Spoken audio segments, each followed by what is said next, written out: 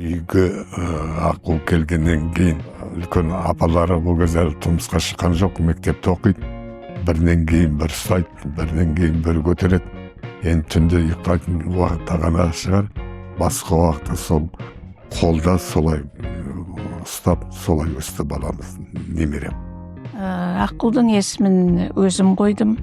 Өйткені келінімнің аяғы ауыр болғанда бірден өзі құлағыма аян берді. Бұл немеренің үлкені болғаннан кейін бе, осы суретке де, биге де бәріне апарғымыз келіп, жаңағы қуанып 4 жасында мен Аққуды суретке апардым. Өте жақсы билеп, сондай 7 жыл биге қатынасты. Енді бұл биде мына жерде өзінің ағасы, сосын апасы үйленген кезде өзінің жаңағы бұл биде де жұп-жұппен билейді ғой. Осылай билерін билеп жүрді. Аққуш негізі мынау білімге неге құштар өсті. Ана қазақта да мақал бар ғой, ақылды қыз білімге жүгірер деген. Ақылды қыз болып өсті.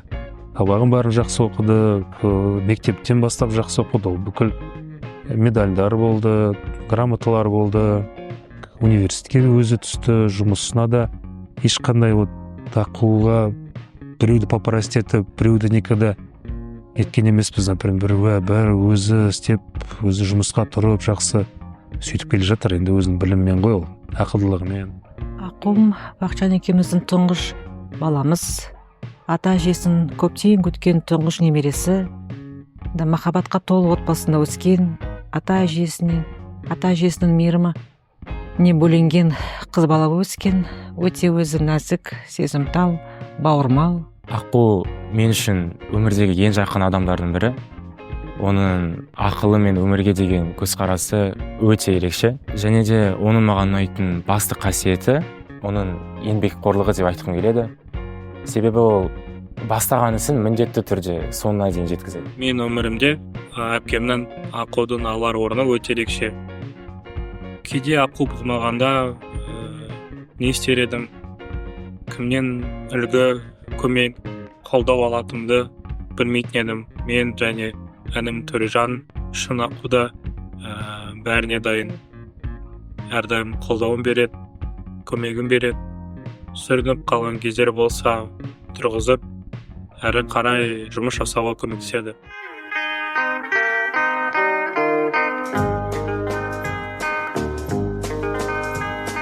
Таң ертең мені бір сұлу суға келеді, суға келеді, суға келеді.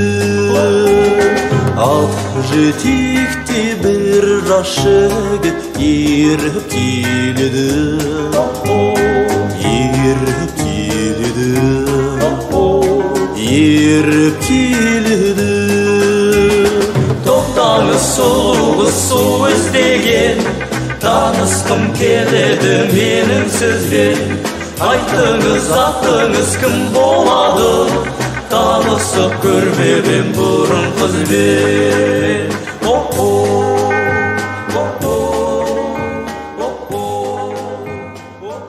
Мектепке барып жүргенде, мектепке алып барып, мектептен алып келу бір үлкен бір ғанибет, үлкен бір қуаныш жаңағында.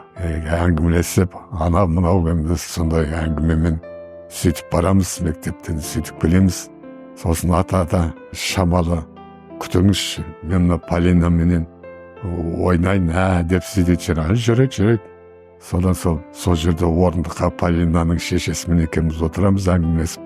Бұлар екеуі бірі қуып, жаңағы ойнайды, мәз болып жаңағы. Мен тұрмысқа шыққан жылы өзімнің бір арманым бар еді. Германияға барып оқып келсем, или жұмыс жасап келсем деп, уже оқуға барам деген жылы Аққуды көтеріп аяғым ауырған.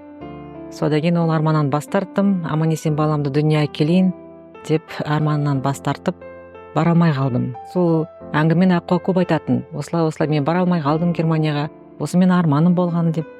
Соны айтатын, мен пайда болғаннан кейін бармай қалдың ғой деді. Онда сен арманмен іске асырам деп, ол неміс тілінде оқыды, ағылшын тілінде оқыды. жана өзі IELTS-ты жоғары баға алып дайындалып Германияға барып оқып келді. Алмама мен сенің арманды орындадым. Енді екінші арманды орындаймын, сені Германияға апарам деп уәде берген. Аққу екеуміз негізі көптеген қызықты оқиғаларға тап боламыз. Шыны керек, оның көбісі негізі ас үйінде болатын. Тәтті тамақ істейміз деп бүлдіріп жүрген уақыттарда болды. Кішкентай кезімде мен 1 апта бойы ветрянкамен ауырған кезде өз бөлмемнен шықпай, маған ешкім кірмей жүргенде қасымда тек Аққу болған еді. Аққу кішкентай кезінде ауырды ғой, оған жұқпайды деп сеніп жүрген едік. Ақыр соңында екеуміз де ауырып қалдық, Аққуға да жұғып қалды. Сонда біз бүкіл отбасымызбен қатты күліп, қатты таңғалдық.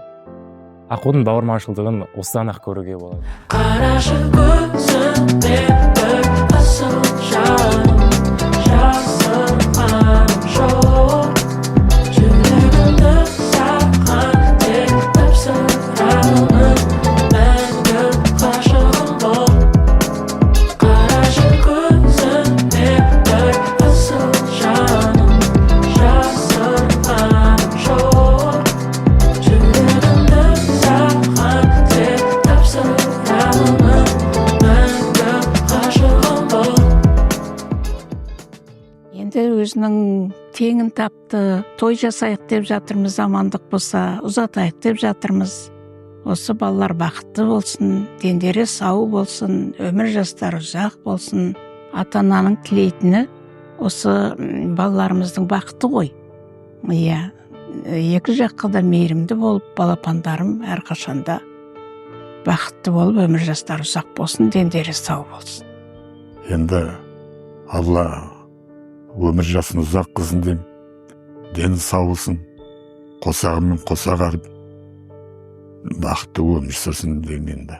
Біздің папамыз, Аққудың папасы, сол кісінің кастингтен өте қиын. Өте сондай требование жоғары. Мол, сондықтан өте переживать еткенбіз, қалай болады екен, бақытжанға ұнай ма екен деп. Жоқ, соны таныстық, папасы да өте риза болды. Жақсы бала, көңілім орнына түсті деп өте ұнады. Өте білімді болғандықтан санасы жоғары и қарапайым қазақи бала ең басты. Сол бақытты болсын, самое главное, дендері сау болсын. Дендері сау болып, дендері сау болса, бұлар талай биіктіктерден көрінеді деп ойлаймын. Өйткені екеуі де білімді, ақыл тоқтатқан жастар ғой. Екі жаққа да бірдей болып, ол жақта да қуаныш, біз жақта да қуаныш болып жатса қалай жақсы. Аққу басып жатқан қадамын оң болсын. Әрдайым отбасыларында махаббат, өзара түсіністік болсын. Және әрдайым отбасыларда бақыт болсын деп тілеймін.